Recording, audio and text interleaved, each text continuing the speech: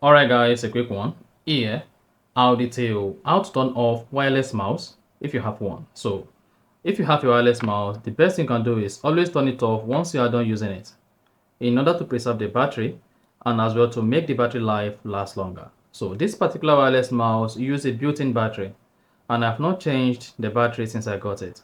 One thing I mostly do is this. Once I'm done using the mouse, I'm going to turn off the wireless mouse to preserve the battery life.